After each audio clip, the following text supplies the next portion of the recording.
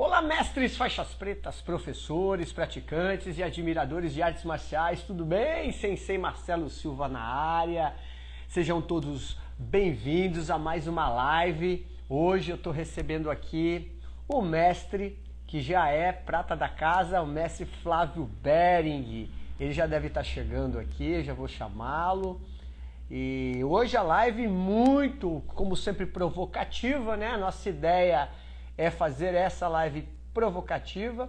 O mestre já está aqui, o nosso convidado. Deixa eu chamá-lo. Aqui, ele já está ligando. Vamos lá. André, seja bem-vindo.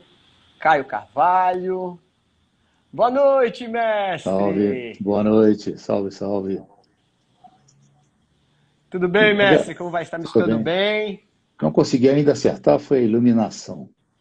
Quer dizer, eu não sou especialista em iluminação, mas, cara, toda vez que eu tento. Mas, enfim, aparece só essa mancha aqui. Mas é o reflexo da Mas é careca, a... né? Isso é sabedoria, mestre. O reflexo é da sabedoria. Puxa, que bom, que bom. Essa é a luz que vem de cima. Exatamente. Mas eu acho que é a luz que vem de dentro do senhor, que é o mais Hum. importante. Com essa jovialidade que eu não canso de ressaltar, né? Essa vontade de vida que o senhor tem, essa potência de vida, como diz na, na filosofia, né? Então, essa potência Legal. de vida aí, já com seus 80 e tralalá, 84, né, mestre? 84, por enquanto, até novembro. Até novembro, né? 85 anos aí na ativa. A semana passada teve um evento do Fúvio, né? Da Kimonos Dragão, Legal. 48 anos. Infelizmente eu estava num outro seminário de Aikido lá no Guarujá.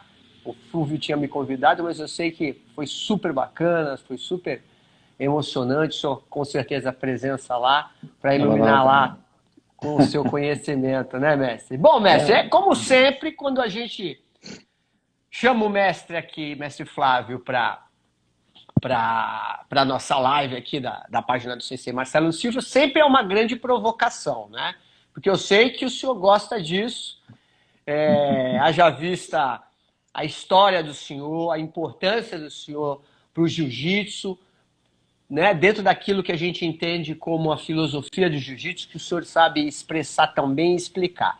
E é por isso que a temática de hoje é o que o jiu-jitsu pode fazer por você. Fundamentos e falácias. Então, eu sei que o mestre está preparado aí para enfrentar essa live de hoje. Como sempre, né, mestre? Como é tradição aqui nas lives, eu vou fazer uma introdução, aí o senhor começa a dissertar como o senhor desejar melhor, tá bom? ótimo. Bem-vindos a todos que estão chegando agora.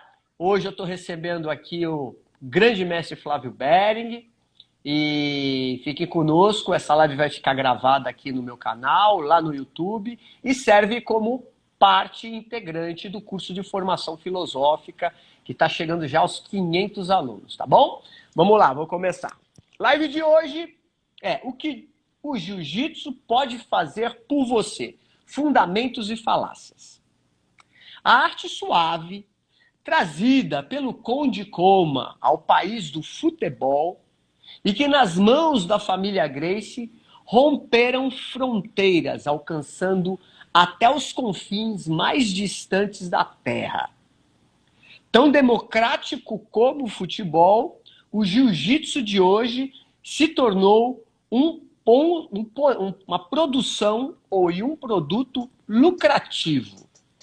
Muito diferente de 50 anos atrás, que traz na sua propaganda de hoje, acima de tudo, desde a possibilidade de se tornar um grande expoente competidor no esporte, até um coach de renome, com tal proposta. Foi o jiu-jitsu que me colocou aqui. Mas afinal, qual o limite do fundamento filosófico, se é que existe nessa arte marcial, se é que podemos atribuir a ela a arte e as falácias principalmente nas redes sociais, que atribuem à nossa prática um caminho de salvação. Do mesmo modo que salva, como se comentam nas redes sociais, pode trazer o fracasso e o infortúnio. Com vocês, o grande mestre Flávio Bering. É contigo, mestre. Muito obrigado. Bom, eu acho que para dar o pontapé inicial, eu posso citar uma frase que eu criei há muitos anos atrás, que é: a força do jiu-jitsu está na capacidade de superação de cada indivíduo. Quer dizer, considerando isso, o jiu-jitsu pode contribuir para uma melhora na sua vida pessoal. Todas as artes marciais contribuem. O fato é você, em primeira mão, é você acreditar no que está fazendo. Acreditar que aquilo que você está fazendo pode te levar a algum lugar, num patamar superior, não só no que tange a parte de desenvolvimento técnico, esportivo, mas principalmente no desenvolvimento interior, né? A sua capacidade de superação, a sua capacidade de interpretar o momento em que você está vivendo. Então, eu acho que esse é o aspecto primordial. Quer dizer, isso é que nós podemos destacar no jiu-jitsu, quer dizer, como outras artes marciais, mas já que o nosso tema é jiu-jitsu, enfim. Então, eu vejo, no caso específico do jiu-jitsu como fundamento, quer dizer, dentro dos fundamentos do jiu-jitsu, vamos traduzir isso em duas fases. Uma fase é marcial, a segunda fase é esportiva. A fase marcial é aquela que a gente vê e revê os conceitos de sobrevivência, de postura, de comprometimento e de leitura de ambientes. E o outro lado, que é o esportivo, que é a parte recreativa. Então, nós não podemos fundir os dois, porque cada um tem a sua parcela. E cada um tem a sua contribuição e a sua responsabilidade. Quer dizer, dentro da parte marcial, aí nós encontramos falácias. Quer dizer, muitas pessoas tendo talvez até a boa intenção, né, de tentar incutir na cabeça das pessoas presentes na internet, principalmente, e que aquelas técnicas podem lhe salvar a vida, vão induzir essa pessoa a cometer um grande engano. E salvar vida, quando você pratica uma arte marcial, depende de fatores fundamentais, e o mais forte deles todos está no condicionamento. E condicionamento nada mais é do que repetição incansável, para que você possa responder a qualquer estímulo com a precisão necessária e o timing ideal. Então não adianta você dizer, dentro desse contexto, que você praticando aquela arte, ela pode salvar a sua vida no que tange a saber técnicas de sobrevivência, porque isso aí não é verdadeiro da forma como está sendo apresentado. O que é verdadeiro é o fato de você praticar o segmento esportivo como recreativo e com algumas outras ambições, quais sejam aquelas de disputar campeonatos e, quem sabe, um dia se transformar num ícone do esporte.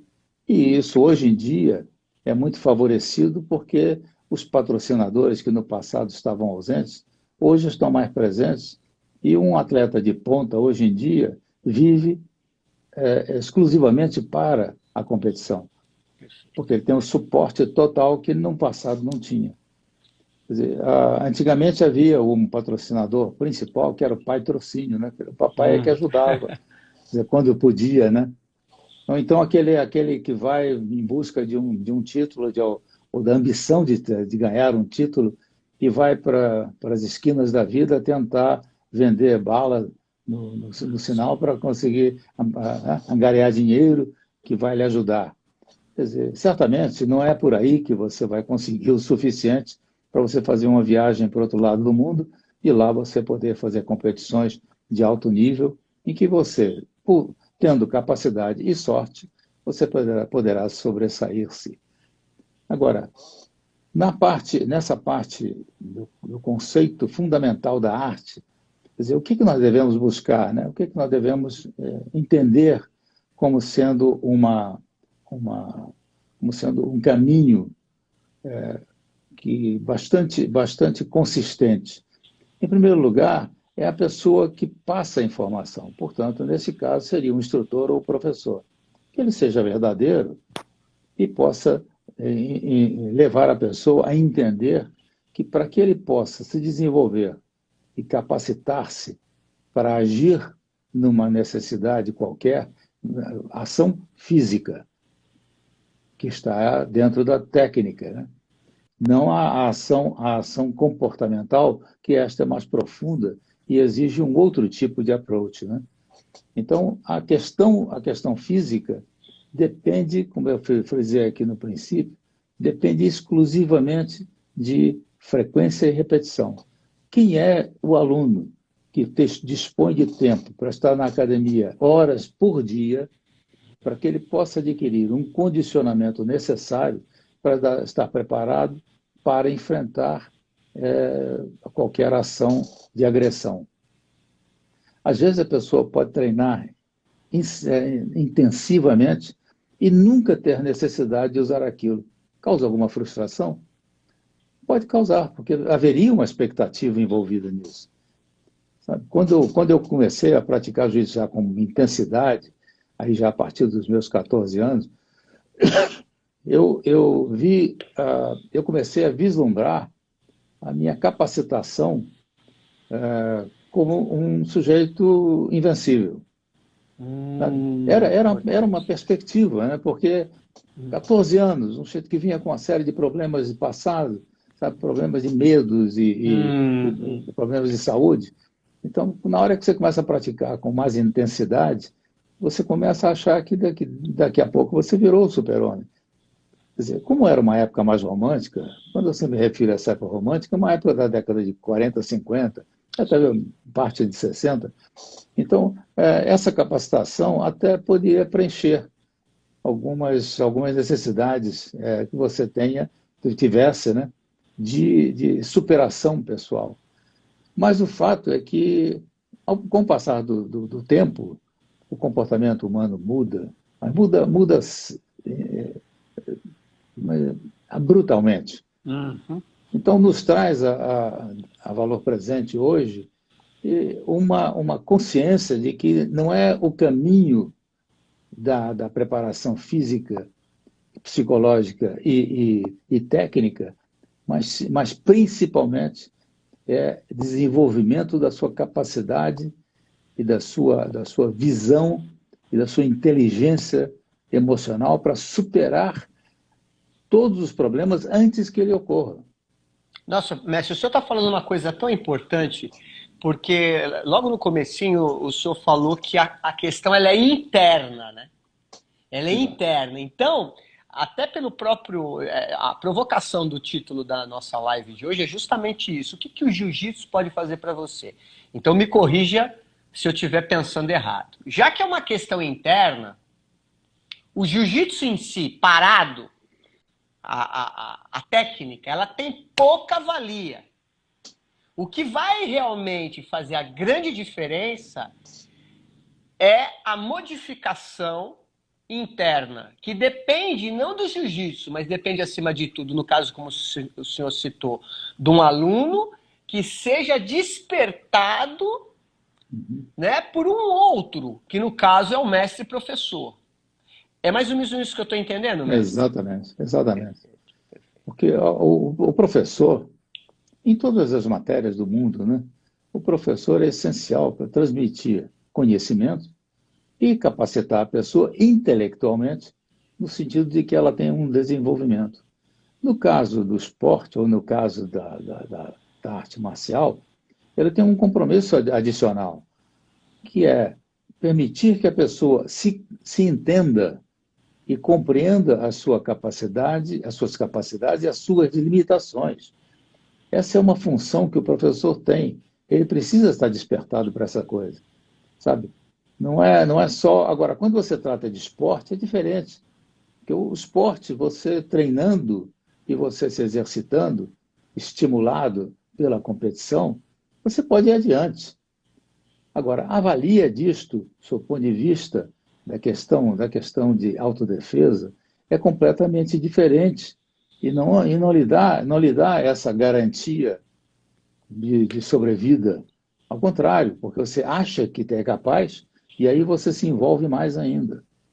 Quer dizer, então, eu vejo aí um aspecto, quer dizer, primordial, que é o seguinte: a preparação do indivíduo, professor, quer dizer, deveria ser com muito mais profundidade para que ele pudesse desenvolver-se com capacidade de entender as pessoas, avaliar cada pessoa com as suas necessidades pessoais e poder indicar o caminho para cada um deles. Senão, que função o outro professor tem? Quer dizer, botar a mão na gola e apertar o pescoço, dar uma chave de braço? Isso é secundário. O primordial não está aí. E não adianta você ficar batendo nas costas do aluno, dizendo para ele: você é demais, você é um campeão, você não sei o quê.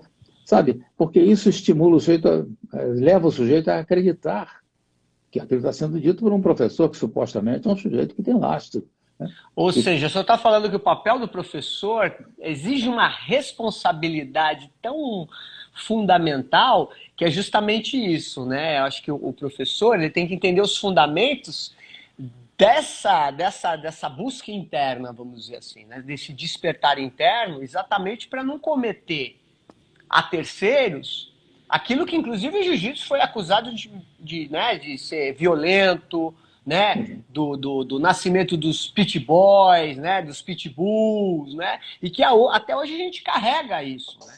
Você vê uma pessoa com a orelha de couve-flor estourada, você já, opa! Quando eu falo, por exemplo, eu sou faixa preta de jiu-jitsu, tal, o pessoal fica até meio assim. Não, mas eu sou de paz, cara, pelo amor de Deus. Quando eu falo que eu sou professor de Aikido, pô, Aikido é legal.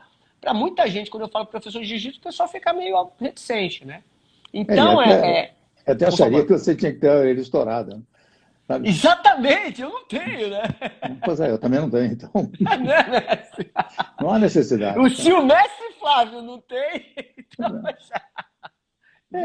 Não é necessário, quer dizer, às vezes você tem certas situações em que a orelha né? sofre, machuca, né?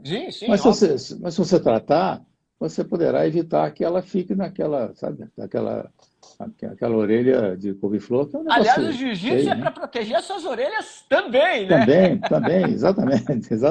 Você não vai deixar ele te pegar a cabeça e te amassar, né? Pois é. E veja bem que aspecto negativo você ter a orelha couve-flor não estaria usando esse ponto aqui no ouvido. Pois é, velho. Então tem que botar aquele fone enorme. Mestre, eu queria que o senhor, se puder falar, se você sentir à vontade também, como que foi esse seu despertar interno? Porque, veja bem, eu sou de uma época que o negócio, o bicho pegava para valer mesmo.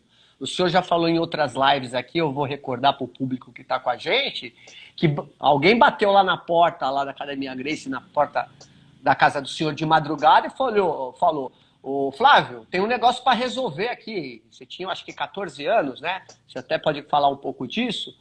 Mas como que foi se despertar? Porque parece que foi um processo mesmo, foi um caminho, foi um do, que é o que a gente atrela das artes marciais que tem o sufixo do, o Aikido, o Judô, né? Então, exatamente, fica muito claro para mim que o seu caminho, a sua trajetória foi um despertar. Eu queria que o senhor falasse um pouquinho disso. Isso aí é muito interessante, porque no meu caminho tiveram várias fases. A primeira fase foi quando eu fui levado pelo meu pai e para a casa do Hélio Gracie para ter aula particular com ele, e que aquilo não despertou nada em mim. Sabe? Eu só achei que era curioso eu ter capacidade de pegar no kimono de um cara muito maior do que eu, de um homem e tal, e passar a perna na perna dele e cair. Obviamente, tudo aquilo era uma simulação e para me conduzir para o interesse de praticar. Quer dizer, o Hélio, com a sabedoria dele, ele fazia esse tipo de trabalho e que era muito interessante.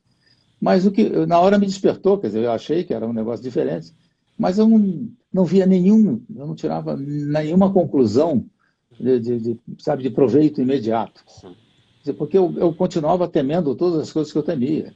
Quer dizer, não pode chamar de covardia, porque o que eu tinha era medo mesmo. Sim. Medo de confronto físico, medo de uma série de coisas, principalmente de confronto físico que me abafasse, porque eu tinha asma. Então era horrível, né? Nossa, Então, pior ainda.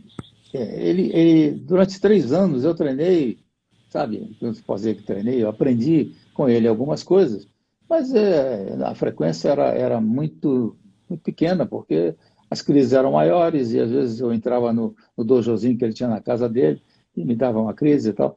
Enfim, a segunda fase foi a fase em que eu já, com 14 anos, fui entregue nas mãos do grande mestre João Alberto Barreto, que tinha 17, poxa, então era um garoto com um garoto. Então eu me identifiquei, O mestre João Alberto Barreto tinha 17 anos naquela época, é isso? quando eu Olha comecei isso. com ele, eu Uhum. 14, ele 17. Então eu me identifiquei enormemente, porque era um menino que nem eu. Só que era um menino grande, forte, já com habilidades incríveis.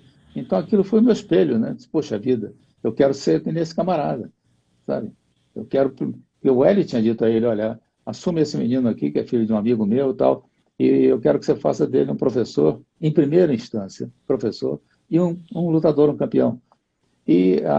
Então eu fiquei vidrado nessa imagem, nessa ideia.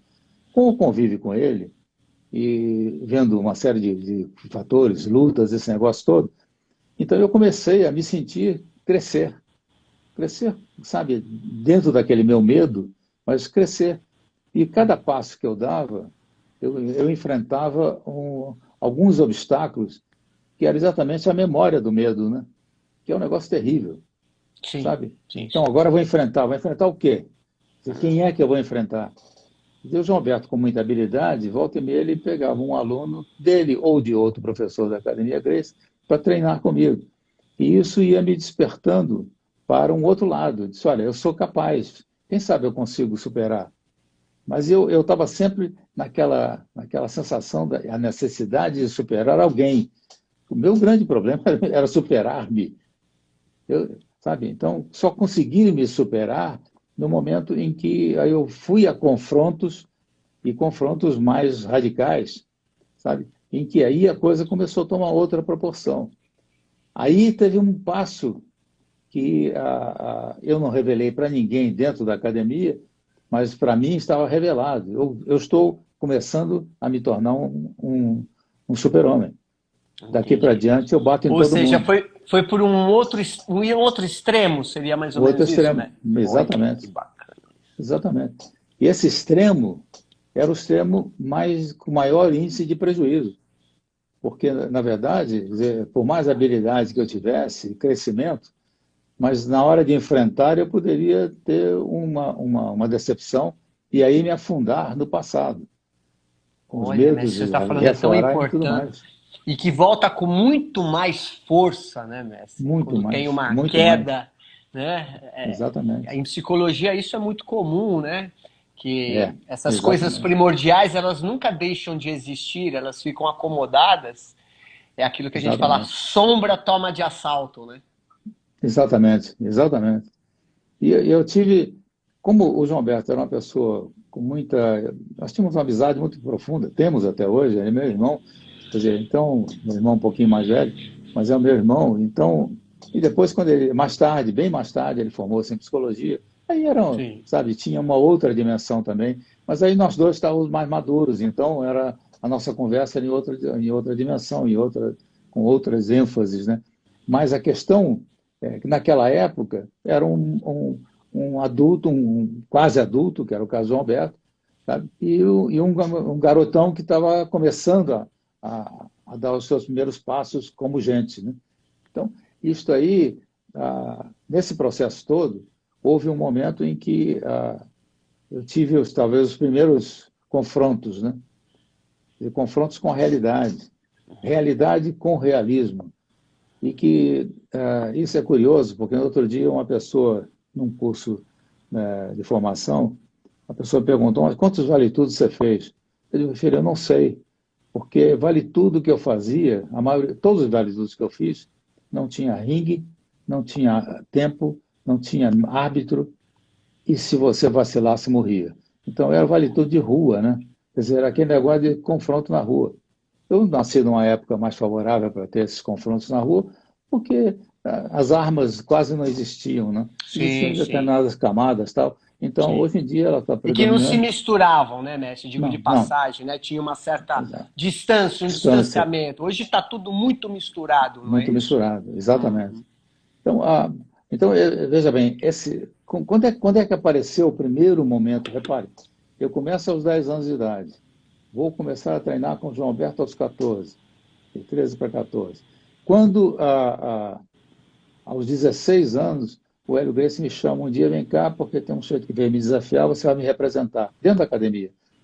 E eu fui representá-lo, tive sorte de ganhar, era um sujeito muito forte e tal, e a ganhar, finalizar rápido. Mas analisando depois, friamente, há muitos anos depois, né, eu cheguei à seguinte conclusão, eu finalizei tão rápido que eu estava com medo, sabe? Mas só que eu já estava numa fase de superação, não do medo, mas de superação do temor de entrar, Entendi. sabe? Mas que o medo existia, quer dizer, aquele medo que estava, né, dominado durante tantos anos, me dominando tantos anos. Então, isso aí, então, dali, aquele dia, eu disse, puxa vida, coisa bacana, eu sou capaz, sabe, de enfrentar um camarada representando o meu professor. E mais tarde, quando as coisas foram ocorrendo aí de outra proporção, quer dizer, nas ruas, né, nas ruas do Rio de Janeiro, e até o dia que eu tive um confronto com 3 indivíduos na rua, eu tinha 17 anos, quando eu saí dali, um pouco machucado, porque com 3, por menos mais que você saiba, Sim, óbvio. Óbvio. eu consegui resolver o assunto, consegui liquidar os 3 tal, e consegui ir embora para casa caminhando normalmente tal. E o fato é que quando eu comecei a refletir sobre o que aconteceu, aí eu, sabe, me olhei no espelho e digo, meu velho, agora você é super-homem, sabe? Aí, veja bem, mas esse despontar do super-homem, para uma época romântica, não tinha tanta gravidade. Mas ah, aí você começa a achar que é capaz de tudo, sabe? Capaz de tudo, não teme nada, sabe? E esse não temer nada é o suicídio, né? É o caminho da morte. Né? É aquela velha história. O que é o que representa o herói? É a medalha no quarto da viúva. Né? Mestre, que perfeito que o senhor está falando. Mestre, é tão abrir um coração, como o senhor está fazendo dessa forma, é tão inspirador. A minha pergunta é a seguinte: quando foi que o senhor, se teve algum evento, algum um insight, que o senhor falou, ixi, estou entrando numa fria em me achar que sou o herói, que eu sou todo poderoso? Teve algum evento, algum desafio, ou foi uma coisa novamente interna que você falou, epa, para, porque senão eu vou morrer, eu vou me suicidar? Meu caro Marcelo, demorou muito. Já quando eu estava na minha fase dos 40 anos para cima, sabe, eu comecei ter uma época em que, como era permitido, e eu tinha porte de arma, eu andava armado, sabe? Então, aí a arma acrescentou um outro grau, sabe? Não era um grau de coragem, não, mas era ser mais destemido, né? Quer dizer, sabe, agora eu também estou armado. Enfim, mas o fato é que eu saquei a arma 3 vezes e nenhuma das 3 eu atirei. Então eu realizei o seguinte: a arma não me compõe, ela não faz parte de mim e eu não tenho, aí sim, eu não tenho coragem de usá-la.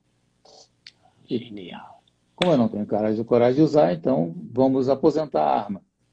Foram 3 episódios muito sérios em que eu poderia ter feito uma loucura, né? E, Perfeitamente. e aí, passado esse período, eu comecei a refletir.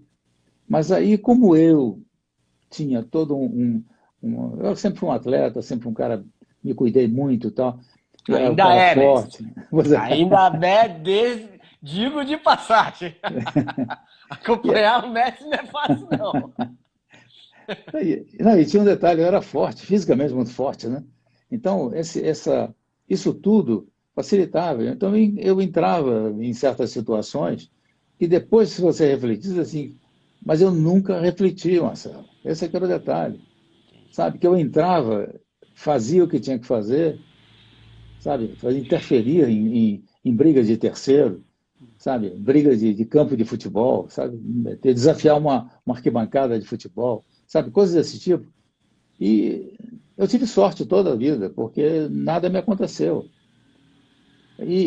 Mas aí você, um dia, num dado momento, você tem que parar para refletir. Eu custei muitíssimo para isso.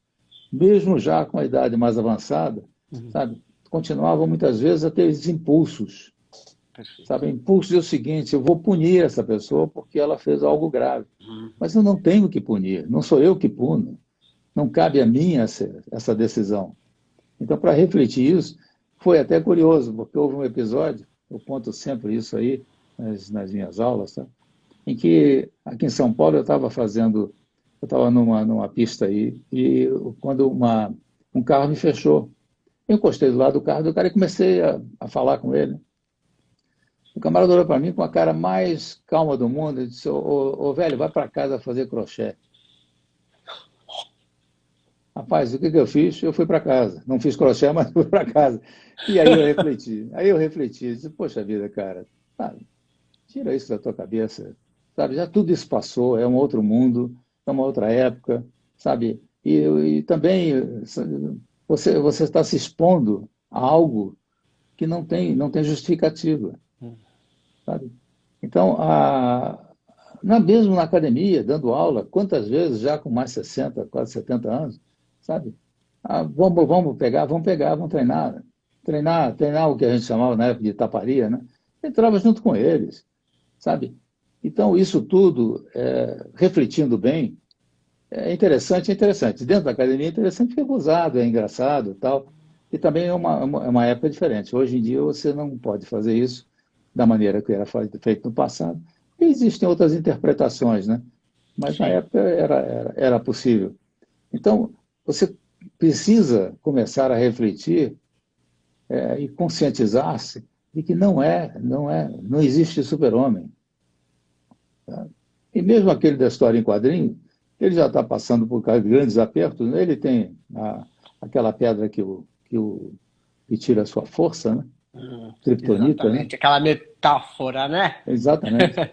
Então, Exato. você pode encontrar uma criptonita da vida aí e, de Sim, repente, você perde, sabe? E você sim. pode perder a vida. Então, essa reflexão custou muito. Estou falando de um cara que hoje, com 84 anos, e que respira fundo, com dificuldade, às vezes, de encarar o passo atrás. Mas é o condicionamento, é o que eu estava me Mas referindo foi no início. exatamente. Eu acho que isso, quando a gente está falando de uma coisa de forma concreta, que no caso, né, se a gente pegar essa parte física do jiu-jitsu, que vai ter que ser condicionamento, é você estar na academia, treinando, fazendo 20 mil vezes a mesma posição, até aquilo se automatizar. Em contrapartida, um outro elemento fundamental da nossa existência, da nossa natureza, essa questão psíquica, que o senhor muito bem falou, né? Morria de medo do enfrentamento, né? De se machucar, né? Sofrer alguma lesão, de ser humilhado, né? Foi superando, foi entendendo aquilo, foi absorvendo aquela atmosfera, né? Percebendo-se que era capaz. Chegou num extremo, né? Eu acho que chegou à beira de um precipício onde você fala: opa, eu posso pular daqui, será que eu vou conseguir voar? Eu tenho asas, metaforicamente falando, e caiu na Exato. real, no sentido de falar: não, calma. Eu tenho essa habilidade, eu tenho essa capacidade, eu sei do que eu sou capaz, mas nada me garante que também tudo isso que eu adquiri não pode se esvair pela minha mão por um erro, Exatamente. muitas vezes, de vaidade. É mais ou menos isso, mestre? É, aquele assunto que você tratou uma semana, 2 semanas atrás, né? Na questão da vaidade, na questão do ego, né? Perfeitamente. Quer dizer, Falei o com a professora narcisismo, né? Bia. Sim, sim, Então, sim, sim. que eu acompanhei muito, eu achei fantástico, porque a arte marcial, de uma certa forma, ela pode criar, né, essa sensação, né, essa sensação narcisista de que eu sou, eu faço, sabe? E que é uma sensação. Porque a grande realidade é que você, ao colocar em prova, não pode ser a última vez. Então, então, o que nós temos que entender é o seguinte: o que se busca quando se faz quando se entra numa academia para fazer treinamento? O que é, qual é a nossa busca principal? Eu peço desculpa aí, porque a Nina, de vez em quando, fica nervosa, aí Imagina, começa a latir. tranquilo, imagina. Ela tá bem baixinha só, não tá atrapalhando É, não, mestre. então, aí o que acontece é que quando você entra numa academia, eu já vi, eu fazia muito questionário nesse sentido, né, quando as pessoas vinham me procurar e tal, e haviam as coisas mais incríveis. Como teve um certo pai que uma vez entrou na academia, disse, eu vim aqui porque eu já vi a sua história e tal. E depois, não, eu gostaria que você preparasse meu filho para ser um campeão. O garoto tinha 12 ou 13 anos. Eu disse, meu cara, o senhor bateu na porta errada. Tá? Aqui eu preparo gente, preparo pessoas, eu preparo caráter, eu preparo, desenvolvo a pessoa, educo, oriento. E campeão é uma consequência. Então, acho que você bateu na porta errada e acho melhor você procurar outro local, porque quem sabe ele poderá ser. Eu olhei para a cara do menino, e eu não queria ser campeão nenhum. Tava expresso, sabe? Mas o pai queria, espelhando-se no filho, que ele fosse o campeão que ele não foi. Então, Perfeito. esse aspecto, e assim muitos alunos, né, que às vezes vinham para a academia, eu vim para me preparar para, sabe, para qualquer eventualidade, briga na rua, eu digo, meu filho, não é aqui, não faça isso não, porque você vai tropeçar nas próprias pernas. Né? Você ia falar, diga. Isso, eu queria aproveitar esse ensejo aí, essa colocação do senhor, mestre, porque é o que eu vejo, e o senhor também acompanha, né? O senhor sempre está muito ligado, que é o que se vende na internet. Então, o jiu-jitsu hoje, assim como um monte de artes marciais, a gente está falando do jiu-jitsu porque é a pauta de hoje, mas essa venda, por exemplo, né? Olha, isso vai transformar a sua vida, né? Você pega lá um outro grande nome, por exemplo, que está transformando isso num produto ao qual, olha, ele convence, quer convencer você, né? Que isso vai te trazer um sucesso, né? Como se fosse uma verdade absoluta, assim. Quer dizer, para um leigo, né? Fica muito fácil, né? Poxa, e sedutor, inclusive. Tudo isso que a gente. Aliás, o Sedutor. senhor foi da área de marketing, né, mestre? Exato, O senhor exato. entende mais do que eu sobre isso. O que eu vejo é isso, né? Qual que é o perigo real dessas de hoje, inclusive grandes nomes da nossa arte, né, do jiu-jitsu, Exato. vendendo uma ideia que não é, sabe, isso que o senhor está falando, porque a ideia é mais coerente que o senhor está falando, né? E quando eu falo de coerência, é o que é a realidade. Pô, o jiu-jitsu não vai te ajudar em nada a ganhar milhões. Esquece isso, isso é uma falácia, né? Não dentro dessa perspectiva imediatista, mercadológica, egóica, narcisista.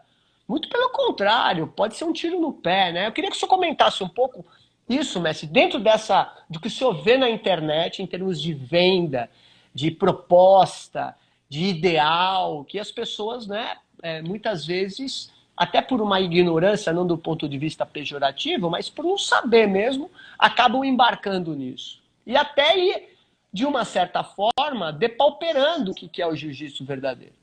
Exato.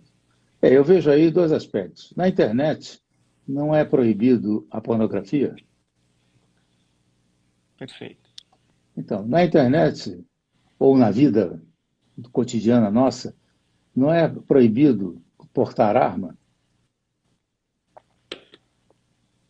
Então, são dois fatores. Quando você induz a pessoa a acreditar que aquele trabalho técnico de defesa, de autodefesa, vai lhe dar a segurança, vai lhe conduzir a ter domínio absoluto sobre as situações críticas, extremas, você está levando essa pessoa à morte. Perfeito. Então, você está vendendo alguma coisa que não é verdadeira. Essa é a primeira instância. Quando eu vejo algumas pessoas na internet, eu vejo isso todos os dias, vendendo, mostrando, que eles gostam de mostrar, né?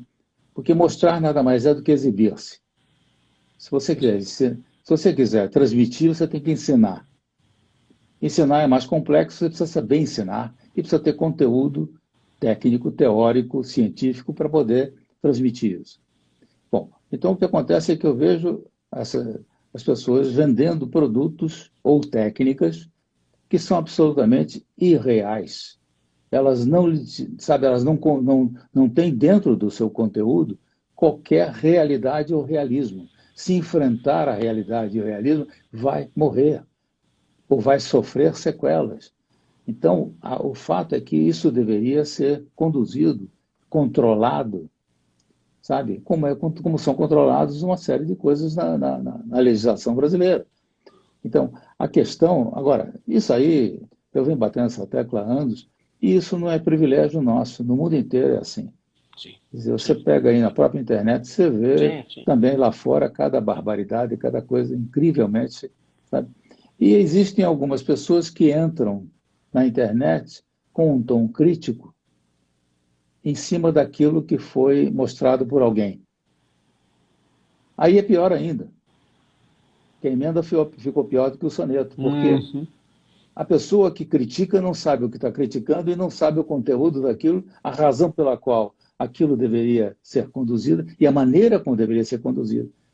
Ou Então, seja, está você todo imagina, mundo errado, né, está mestre? todo mundo errado. Assim. De quem está mostrando, de quem está criticando, né? Exatamente, Perfeito, está exatamente. tudo errado, Está né? tudo errado. Tanto de quem critica, de quem faz o vídeo, de quem demonstra a Exatamente. técnica. Perfeito, perfeito, Então, mestre. o que eu vejo, quer dizer, esses aspectos, e aí é crítico, porque imagine a pessoa que está ansiosa, com necessidades pessoais, sabe, em que elas assim, puxa, esse negócio é bom, eu vou procurar esse camarada na academia dele. Vai, e não vai aprender. Ele vai se envolver com questões que não são consistentes, não são viáveis. Existem técnicas de autodefesa que tradicionalmente sempre existiram no jiu-jitsu, ok? E que perderam a razão de ser na atualidade, face ao comportamento humano. Perfeito. Então, isso é que precisa, esse ajuste só pode ser feito por alguém que tenha lastro, que faça boa leitura dessa questão comportamental. Quer dizer, o que está E, acontecendo? e o que o senhor está falando é de tão importante, é um ponto fundamental, inclusive que eu cito no curso de formação filosófica, no meu curso, né? A questão toda, ela é comportamental. Exclusivamente. É mais do que a técnica, ela é mais do que o aspecto que envolve uma arte marcial ou outra, ela é comportamental acima de tudo, né, mestre? É, Aliás, o senhor está falando do processo do senhor, como foi a mudança de comportamento ao longo da sua vida, né? O maior exemplo da exatamente. sua própria história. Exatamente. É como da pessoa que diz, olha, um revólver na cabeça aqui, você faz isso e sai. Vai furar a cabeça, vai explodir a cabeça, porque não vai sair. Quer dizer, se você, na década, vamos dizer, no início do século XX, quando a gente estava passando do século XIX para aqui, que tipo de armas existiam? Sim.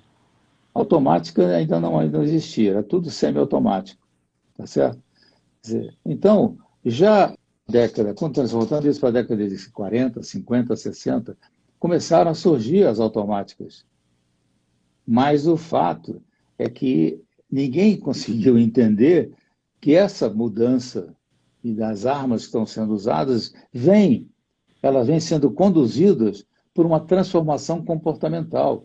Quer dizer, se no passado a pessoa chegava com uma arma, rendia você, mãos ao alto, e aí te tirava o que você tinha, era o tipo de assalto. Quer dizer, na atualidade ele chega, atira em você e toma o que você tem, ou Primeiro te atira. toma e depois te atira. É. Então, quando na década de 60, João Alberto e eu fomos para os Estados Unidos, nós fomos dar cursos no FBI e uma série de lugares, né? Então, o que ocorreu é o seguinte, naquela época, as armas que o FBI usava eram revólver com tambor, com 6 tiros, Sim, aquele negócio sim. todo. Então, a arma propiciava determinado tipo de ação ou de Você reação. segura no tambor, não atirava, né, mestre? Atirava, exatamente. Exatamente. A pegada para fazer a defesa da arma era composta de você fazer a técnica para que o tambor não girasse e o cão não Exatamente, acertasse, né? exatamente. Perfeito, perfeito o que você está colocando. Hoje não é Então, possível isso, né? não, Que não é é possível. automática. É tudo é automática. Você E, vai e, fazer a e- mesma tecla, você morre, o cara te atira mesmo. e a velocidade, quer dizer, o dedo está no gatilho, sabe? É um gatilho sensível e tudo mais. Sim, Então, sim, sim. eu quando vou para os Estados Unidos, eu atiro sempre com várias armas automáticas e tal. E o fato é que, por que nos Estados Unidos? Porque tem acesso à arma, você não tem nenhuma restrição, e depois munição é baratíssima, as armas são baratíssimas. Então, eu aproveito estando lá e vou com especialistas fazer tiro para que, sabe, eu tenha alguma habilidade de tiro e depois pelo prazer de fazer. Sim. Aí depois você vai no supermercado e compra as balas que você usou. Né? Eu fui comprar mil balas, calibre 9 milímetros, paguei US$ 250, Nossa, olha só. sabe? 1000 balas. 1000 balas. Então, sabe, eu fui acompanhado de uma pessoa que tinha licença, Sim, mas, sim. sabe, mas eu tinha dado quase 500 tiros naquela manhã, numa montanha lá, e com diversas coisas, os caras formularam e montaram diversos cenários para que eu fizesse. Eram especialistas, realmente, pessoas Sim. que vivem disso e tudo mais. Agora, mestre, me chamou a atenção hoje, acho que foi a primeira vez que o senhor falou isso, que o senhor abandonou o porte de arma. Eu queria que o senhor dissertasse um pouco disso. Porque é interessante, né, mestre? Tem pelo menos no jiu-jitsu aí, eu sou contra a arma de fogo. Eu sou definitivamente, eu morro de medo, não gosto. Eu gosto de cutelaria, eu gosto de espada, de faca, Uhum, mas para colecionar, né? Não gosto, eu tenho medo. Eu tenho medo mesmo de uhum, arma de fogo, eu não gosto. Eu tenho um amigo que faz tiro, eles, pô, vamos lá, não gosto do barulho, eu não gosto. Definitivamente arma de fogo para mim, eu tenho medo e não gosto. Olha, sou contra. E eu queria que o senhor falasse um pouco disso. Como foi aí esse processo? Falar, não, deixa eu abandonar isso aqui, tá ficando perigoso. uhum. Eu achei interessante o que o senhor falou aí, mestre. Olha, veja bem, durante anos, eu sempre gostei de arma. Meu pai tinha arma em casa e tal, eu sempre gostei. E um dado momento eu comecei a adquirir armas, porque loja aberta no Rio de Janeiro, loja aberta na rua. Entrava na loja e comprava arma. Você só Isso lá precisava atrás, né? Na década de quê, essa década época? de 60, de 50, 60, Ainda era permitido, você podia ir ainda é comprar, né? permitido. Uhum. Depois de 64 é que todas as lojas fecharam e mudou o Uhum. cenário completamente. Mas até Sim. 64, e eu tinha então uma coleção de armas, eu tinha pelo prazer de usar, e cada vez que alguém chegava, eu disse, olha, tem uma arma fantástica, tal, eu ia lá. Então, eu sempre gostei. Mas não pensava eu carregava, por exemplo, armas no carro, porque eu morava em Petrópolis, no estado do Rio, e às vezes eu subia a serra muito tarde, e ali era perigoso, sabe? Então eu tinha armas no carro e qualquer eventualidade, mas nunca pensei, quer dizer, será que vai usar? Não vai usar? Não. Então, depois, quando eu adquiri o porte, já foi quando eu morei em São Paulo, na década de 70, eu morei aqui, eu tive porte de arma. E eu usava arma, e usava arma o tempo todo. Então, mas sabe aquele negócio, sabe? Eu me sentia, não era seguro, mas eu tinha um componente a mais numa época em que estava passando já por transformações comportamentais, em que você precisava ter um certo. Uma vez no meio da rua de São Paulo, sabe, eu abri o paletó, eu estava de gravata, terno e gravata, abri o paletó e a arma ficava debaixo, aqui, aquele couro debaixo da Sim, axila, sim. né?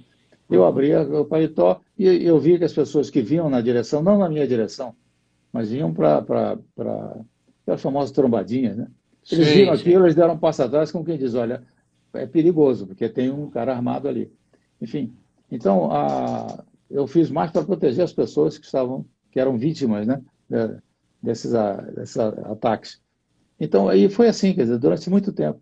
Depois, quando eu voltei para o Rio, eu continuei usando arma, tinha o porte e tudo mais, mas foram aí que aconteceram os episódios em que eu fui testado. Uhum. E foi um teste maravilhoso, porque me deu consciência que eu não era capaz de fazer uso daquilo que eu sempre gostei. Então vai para o stand, ou vai para algum lugar e se diverte dando tiro. Mas, sabe, não bota na cintura, porque você não vai matar mesmo, você não vai atirar. Sabe? Então, Mestre, o que o senhor está falando é de uma coisa tão bacana, porque toda a filosofia das artes marciais, principalmente as de origem oriental, a filosofia que embasa as artes marciais de origem oriental, tem como princípio primordial o não uso da violência.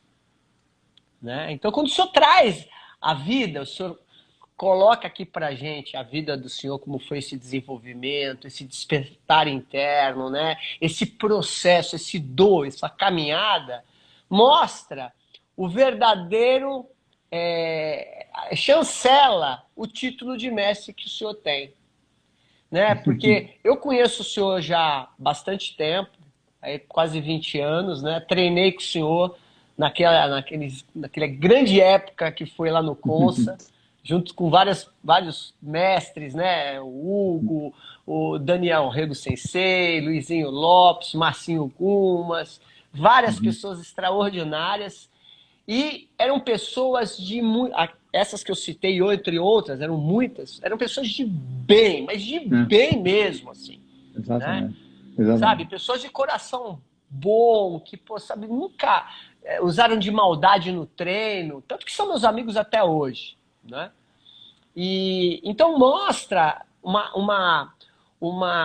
o que é ser genuinamente da paz. Né, de preservação da vida, porque penso eu, depois o senhor me corrige e pode fazer as suas considerações. Uma pessoa que tem a consciência, que tem a possibilidade e até o direito de ter uma arma, mas chega num certo momento e fala, putz, grilo, eu não sei se eu vou conseguir usar isso por conta até da consequência de eu ser responsável de tirar a vida de outrem, para mim tá já um passo do paraíso. Sabe? Tá um passo da consciência búdica. Tá um passo da consciência cristã.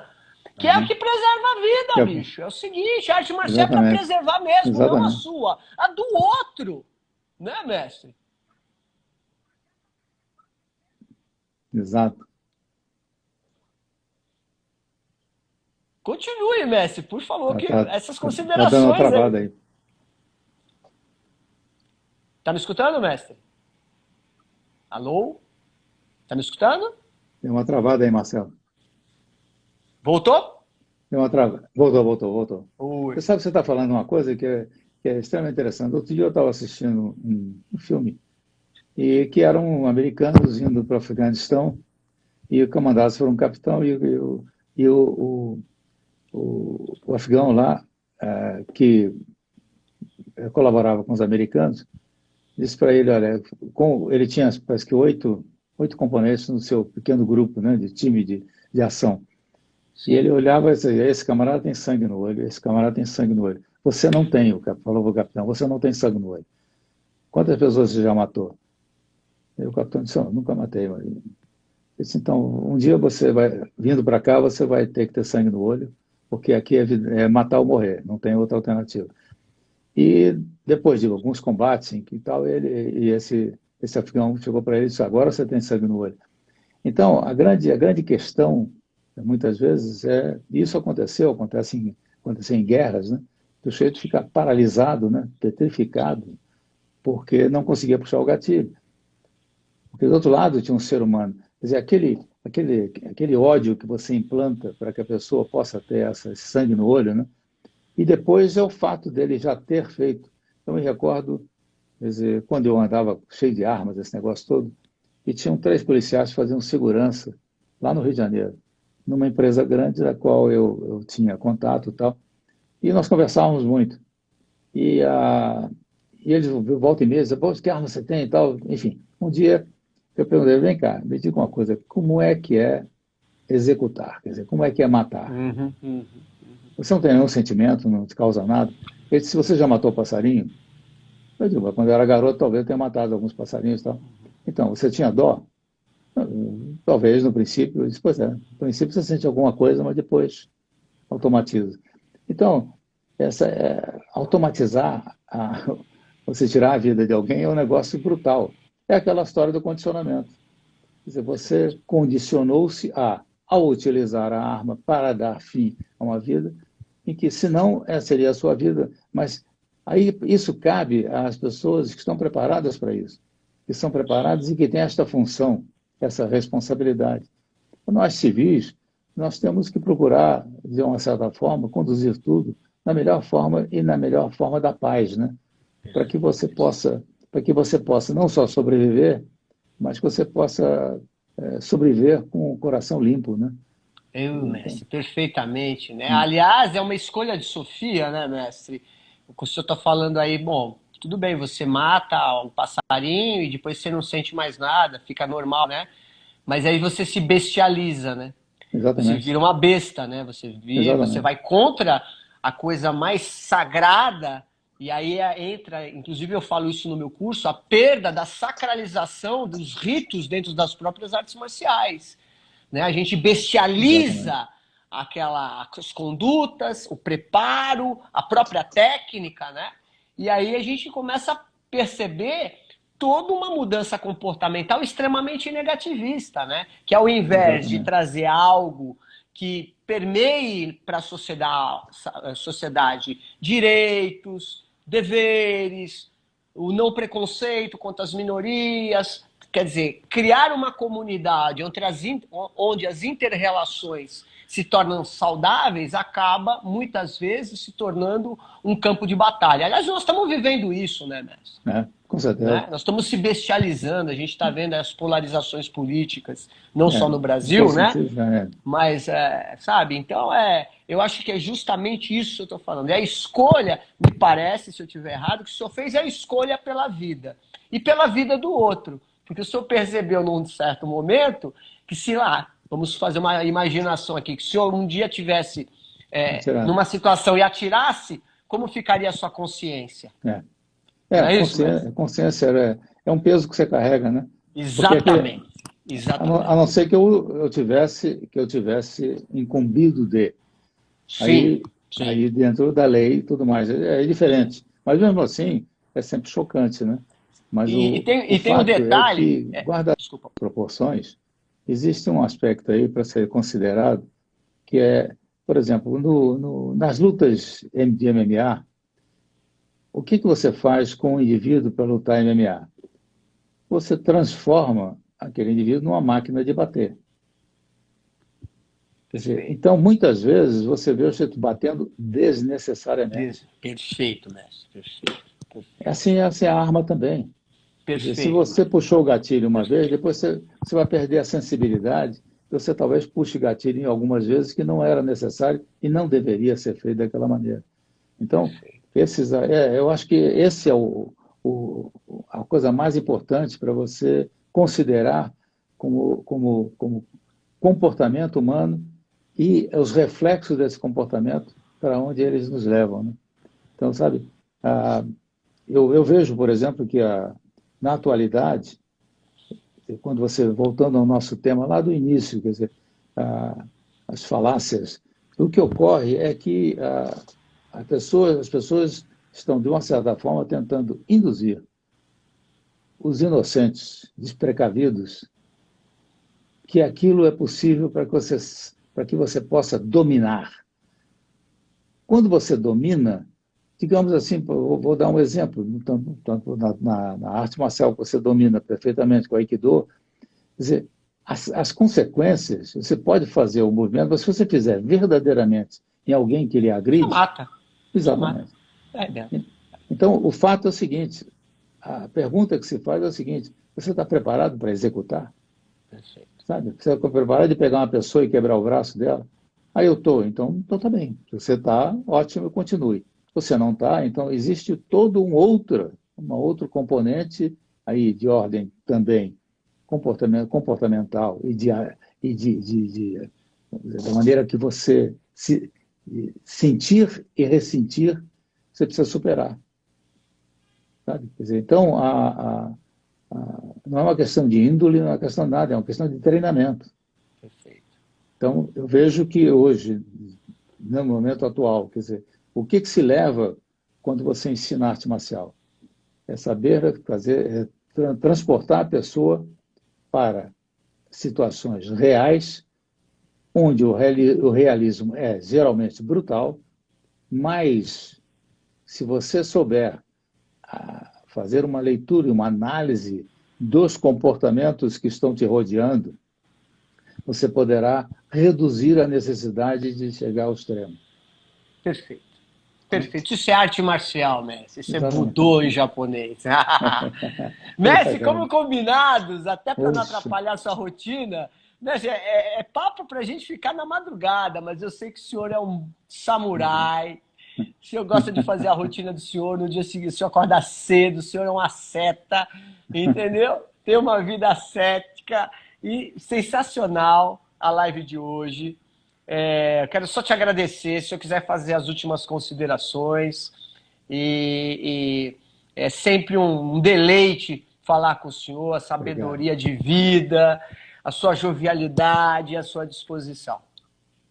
Muito obrigado, Marcelo. Obrigado pela oportunidade também. E eu hoje não li o que as pessoas escreveram aqui, portanto, peço desculpas se alguém fez ou levantou alguma questão em que eu não tenha cuidado de atender, mas é que hoje eu estava centrado aqui.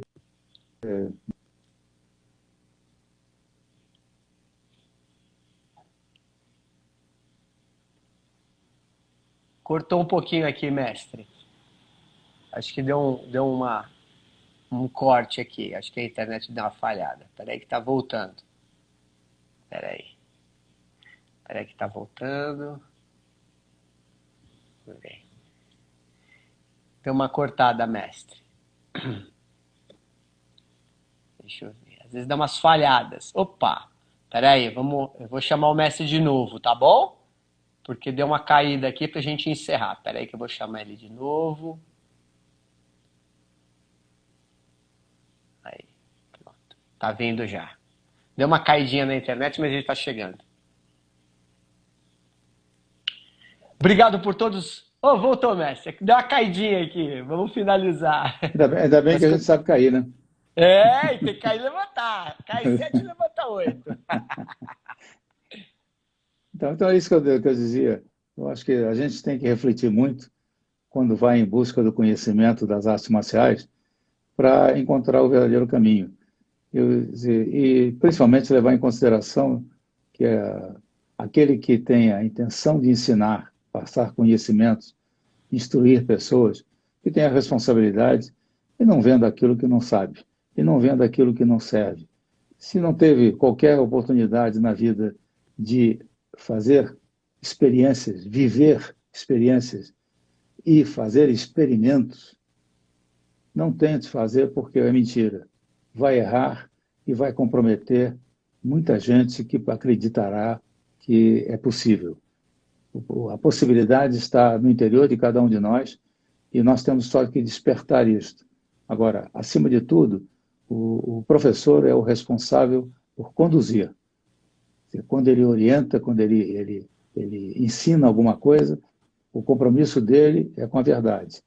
Mas, muitas vezes, como eu disse no princípio aqui, a pessoa até acredita que o que ele está dizendo é verdade, porque alguém disse para ele, ele está repetindo simplesmente. Mas o caminho não é esse. Quer dizer, a verdade está em quem sabe verdadeiramente. É no sábio, né? Se não for no sábio, meu caro, esqueça, porque não é o caminho. Então, como eu dizia sempre, se você quiser rolar, você procura um parceiro. Se você quiser treinar, você procura um coach. Se você quiser aprender, você procura um professor. E se quiser entender, chama o mestre, né? Estamos aqui hoje, chamei, como sempre, estamos aqui com privilégio. Né? O senhor sabe, eu já falei isso publicamente, já falei para o senhor, eu sou uma referência, o senhor foi um grande mestre, é um grande mestre na minha vida, principalmente na minha trajetória dentro de jiu-jitsu e até mesmo do Aikido, o senhor é uma referência, a gente troca muita figurinha a respeito das nossas respectivas artes. Obviamente, o senhor tem muita coisa para ensinar e para passar.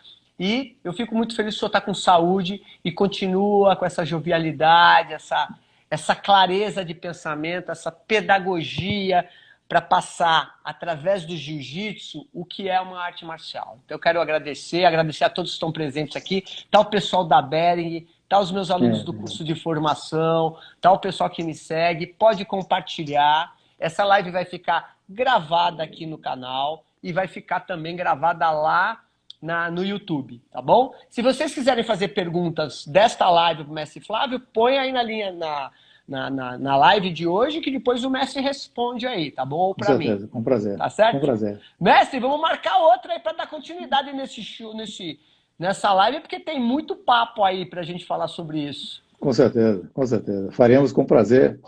Isso possa contribuir para que as pessoas reflitam e abram abram suas mentes, né? E os seus corações.